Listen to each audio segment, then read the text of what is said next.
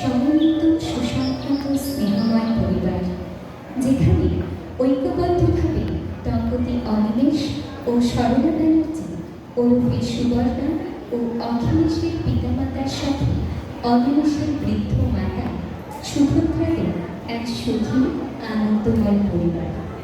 পরিবারের কর্মকর্তা বলতে একমাত্র অনিমেষই। বৃদ্ধ মায়ের দেখাশোনা থেকে শুরু করে সন্তানদের শিক্ষা ও বিভিন্ন দাবি দাবা পূরণ করতে করতে অনিমেষ নাজেহাল হয়ে পড়ে। আর ছেলে মেয়েগুলোও হয়েছে বেলায় দুরন্ত। বাবা মায়ের কথায় অবাধ্য হতে স্থান। এই দেখুন না, সারাক্ষণ শুধু মোবাইল নিয়েই পড়ে আছে। আর এদিকে ঠাম্মা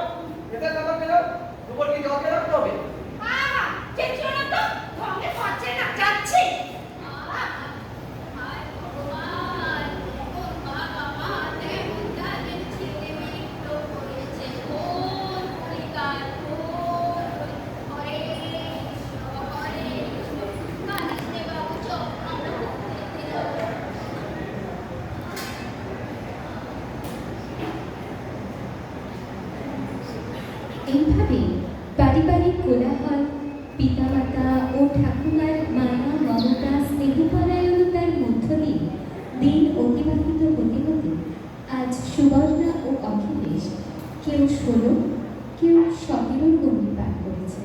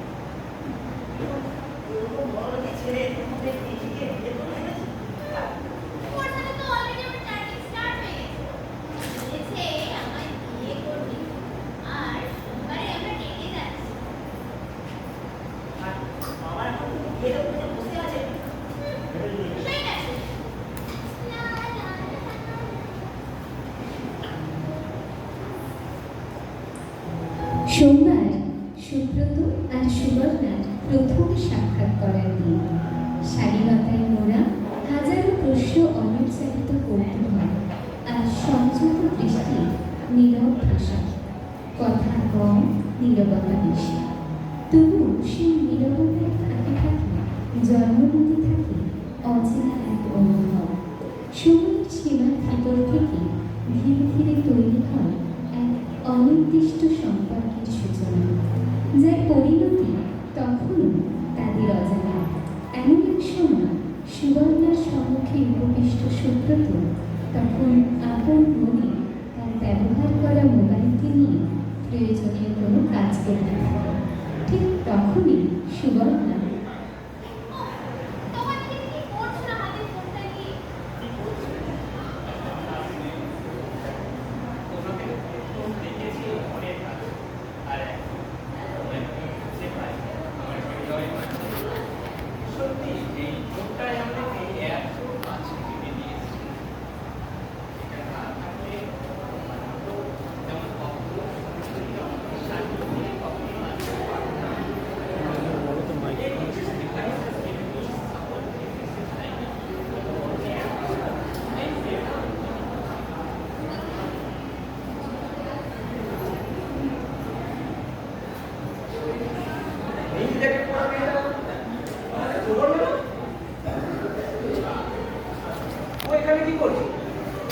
আর ওই পাশে বসা ছেলেটাই বা কে? আজ আসুক বাড়িতে, ওর একদিন কি আমার একদিন।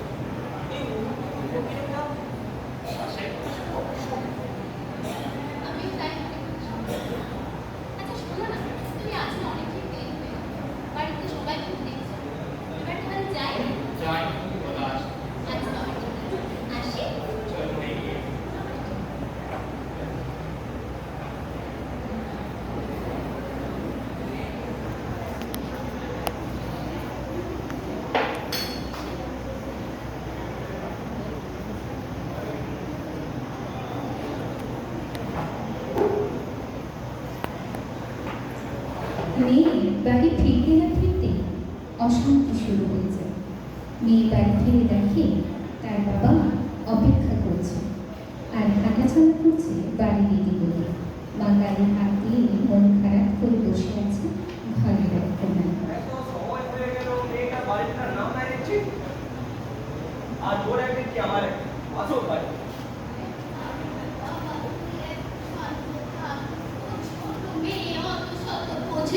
চুপ করো মা, তোমার আত্মারা দেখবে না ও যা ইচ্ছে তাই করছে। দেখবে কোনোদিন ছেলের সাথে বিয়ে করে পালিয়ে গেছে, তখন বুঝবে।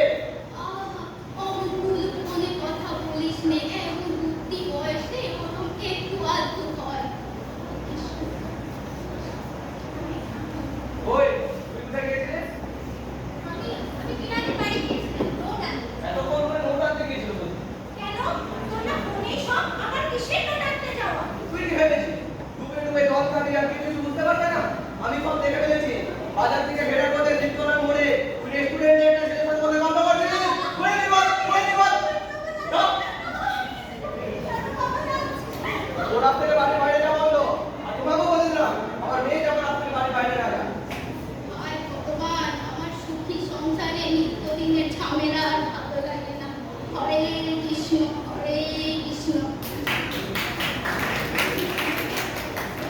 কিছুক্ষণ পর মেয়েটি কাঁদতে কাঁদতে রুমের মধ্যে একা বসে তার প্রিয় মানুষটিকে আজকের ঘটনার কথা সমস্তটি প্রকাশ করে।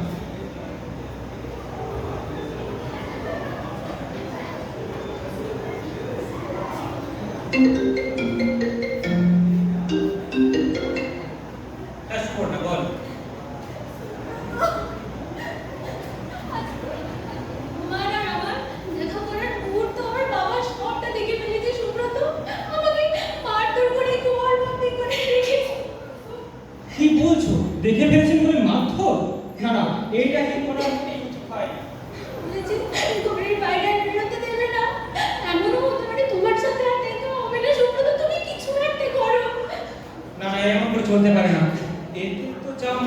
হচ্ছে আমাদের পালিয়ে বিয়ে করা ছাড়া কোনো উপায় নেই।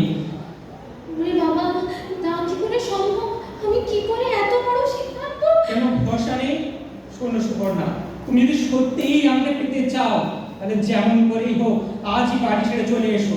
আমরা আজ রাতেই বিয়ে করবো। শোনো, আমি ঠিক রাত 11টার সময় তোমার জন্য চণ্ডীতলার মোড়ে অপেক্ষা করবো। চলে এসো। তবে তবে তাই হোক, তোমাকে আমি নিজের করে পেতে যে কোনো পথ অবলম্বন করতে রাজি।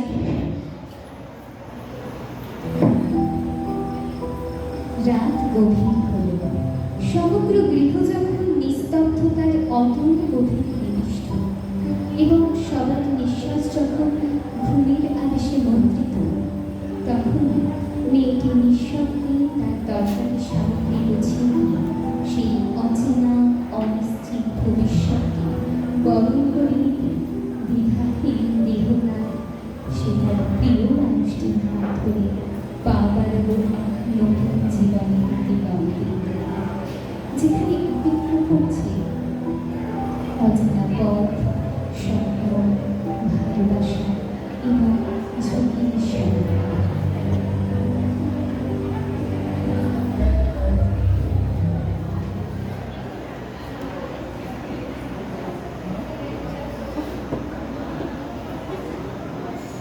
মেয়েটা আমার সেই কাল রেখে কিছু খায়নি, রাত্রিবেলা না খেয়ে ঘুমিয়ে গেছে। দেখি মেয়েটা কি করছে।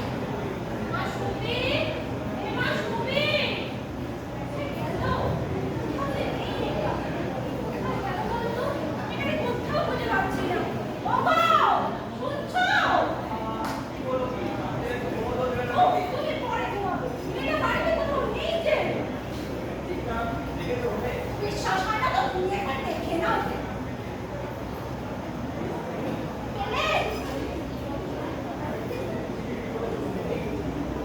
একবার ফোন করো না।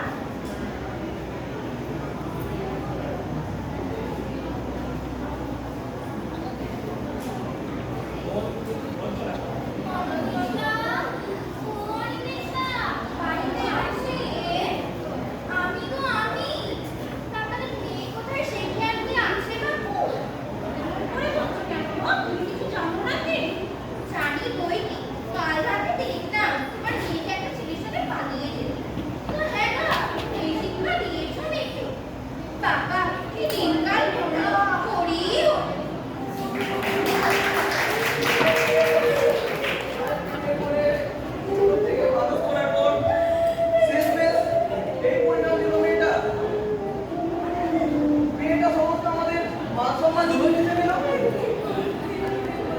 এরকম মেয়েরা আমি কোনোদিন মুখ দর্শন করতে চাই না।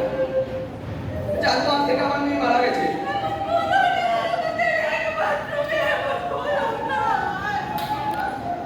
এইভাবে সুখ শান্তির সংসারে অগ্নিবিদ্যুৎ মতো নেমে নতুন চোখ নীরব দহনে সেই আগুন পরিবারটিকে ধীরে ধীরে ঠেলে দিল ভাঙনের সীমানায়। গোটা পরিবার শুধু এখন পুত্র অখিলেশের মুখপানে ছিল। অখিলেশ সবই প্রফেশনাল পাশ করে ইলেকট্রিক্যাল ইঞ্জিনিয়ারিং নিয়ে কলকাতা কলেজে ভর্তি হয়েছে। অন্যদিকে বাবা অনিমেষ দীর্ঘ প্রতিজ্ঞাবদ্ধ, অন্তত তার ছেলেকে মানুষের মতো মানুষ করে তুলতে অর্থ সংগ্রহের যে কোনো পথ তিনি বেছে নিতে পারেন। এমন সময় অনিমেষ তার ছেলেকে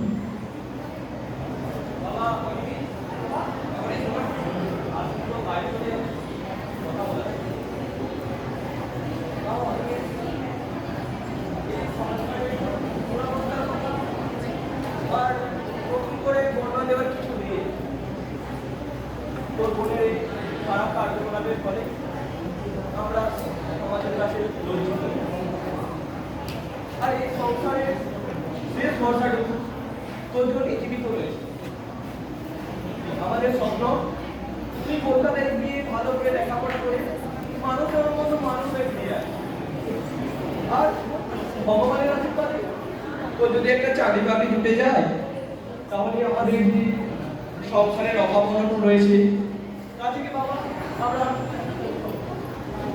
আর বাবা তুই টাকা পয়সা নিয়ে একদম চিন্তা করিস না। মনে রাখবি তোর বাবা এখনো জীবিত রয়েছে। যেখান থেকে হোক আমি তোর জন্য টাকা জোগাড় করে রেখেছি। বাবা তুই শুধু আমাকে লেখাপড়াটা চালিয়ে যাবে। যা বাবা, লেট করে ওই তো তোমার ছেলে বাইরে দাঁড়িয়ে। যা বাবা, খেয়াল রাখবি। আর ঠিক মতো খাওয়া দাওয়া করবি।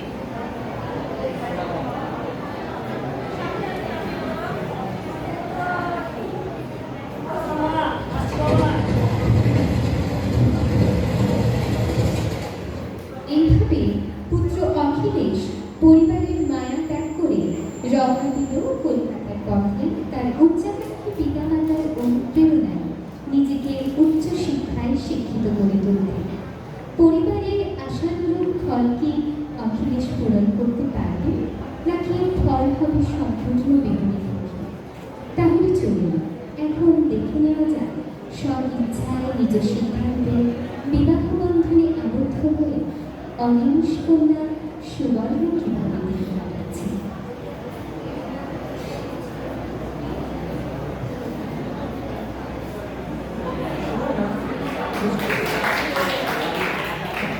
আর পরিবারের সাথে তুমি একটু মিলেমিশে থাকার চেষ্টা করো। প্রয়োজন অনুযায়ী খরচা করো, কেমন? আর যা প্রয়োজন হবে মাকে জানাবে, ঠিক আছে? আসি তাহলে। আসি কেমন?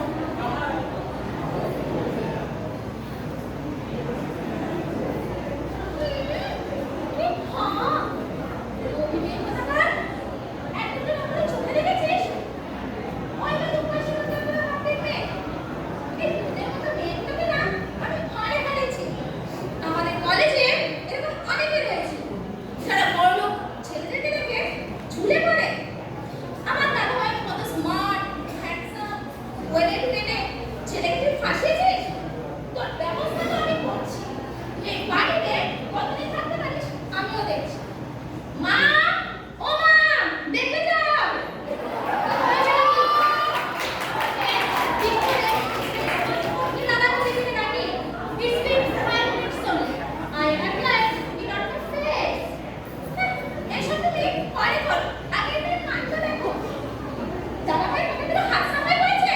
আমি যে কাজটা পেয়েছি লুকিয়ে রাখতে ছিল। না না, আমি চুরি করিনি না। হাত দাও। You still my son's money? চোর কোথাকার। আমি নাকি এসে গেছে যে বড় বাড়িতে চুরি করতে হয়। আমার চুরি করিনি, আমি বিশ্বাস করুন না, আপনার ছেলে আমাকে ওই টাকাটা যাওয়ার সময় দিয়েছে। মা চুপ করো না। চোরের মায়ের বড় গলা। তোমাকে তো পুলিশ না বলছি। এই রানী, আজ তাকে বলে দে সব কাজ এই মেয়ে করবে। আর কেউ জিজ্ঞেস করলে বলবি বাড়িতে চাকর বাকরদের বলে দে, যে কেউ জিজ্ঞেস করলে বলবি বাড়িতে ঝি রেখেছি। ডিসকাস্টিং।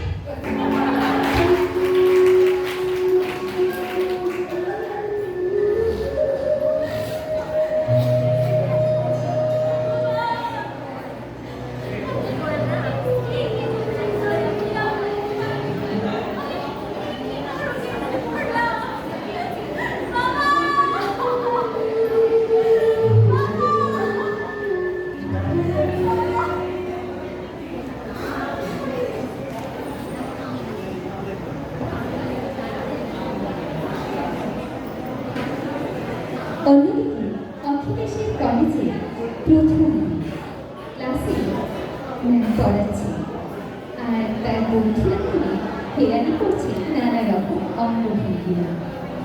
কিন্তু অখিলেশ পড়া শুনছে মন দিয়ে। লজিকে লজিকের সম্বন্ধে তোমরা জানো? আজকে পড়াবো লজিক। লজিকে নিচে ইলেকট্রনিক সার্কিট। দেখো, লজিকে নিচে electronic circuit which can take one in more input and one in more input but output is also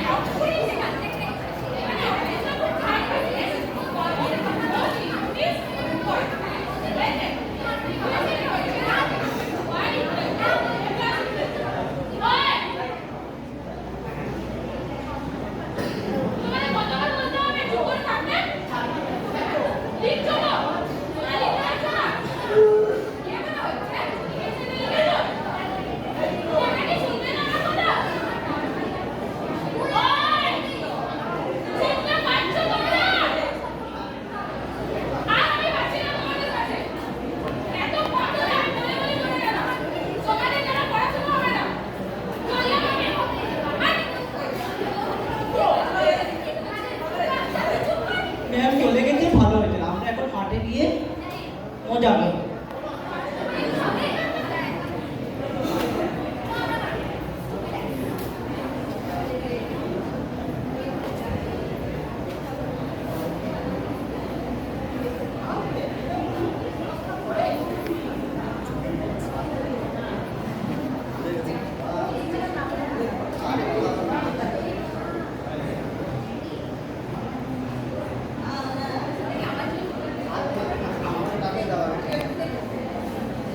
বাহ, বাহ, মেয়েটা আমাকে ইনস্টাগ্রামে লাইক করেছে।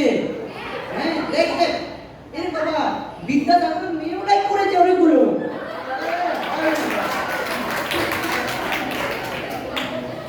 তোরা টেনশন নিস না, এরপর দেখবি বিদ্যাসাগর একটি মেয়ে কেন সব মেয়ে লাইক করবে আমার। আরে ভাই ওকিলে, তুই দেখছি ভীষণ মন দিয়ে শুনছিলি।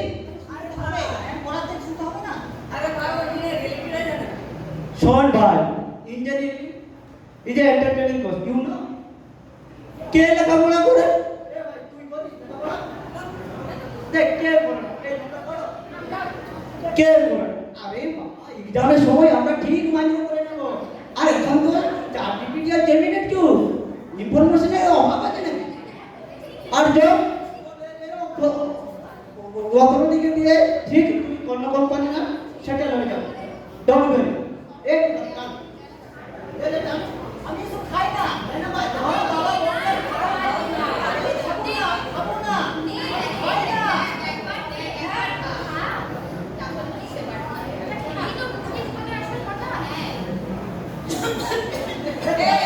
এত ভাই হয়েছে, দাবি ভাই তুই পারবি।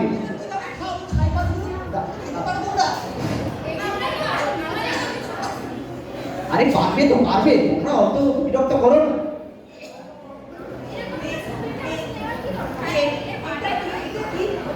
এটা হিরোইন। আরে আরে পারবে পারবে পারবে, দাও তো। আরে বাবা দাও তো দেখি, পারবে তো পারবে। নে নে নে নে নে নে নে।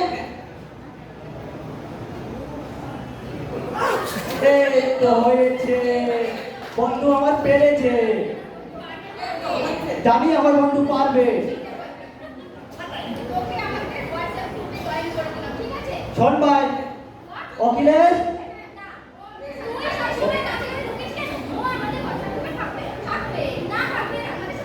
এই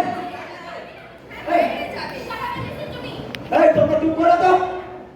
আজ থেকে আমাদের অখিলেশ আমাদের সাথে বন্ধুত্ব করবে। আজ থেকে আমাদের সাথেই করবে। আজকে আমরা বিকেলে 4টার সময় মাঠে একটা পার্টি রাখবো।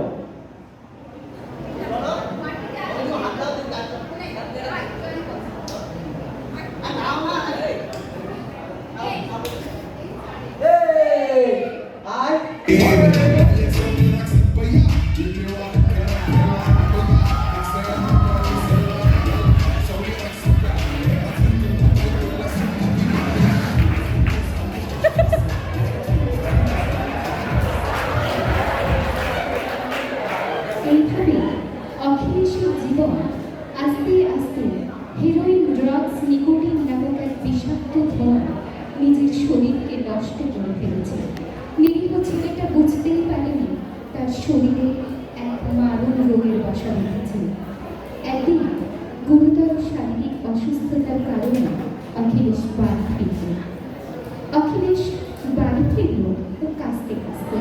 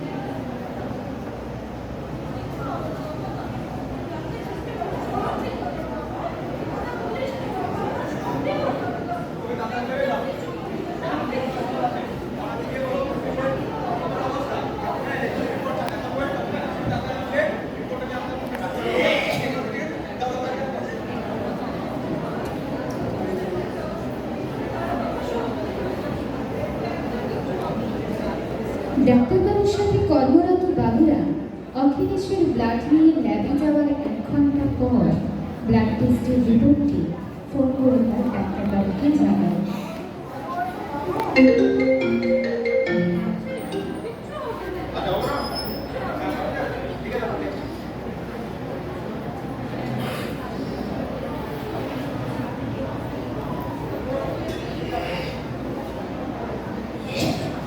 ডাক্তারবাবু কি হয়েছে?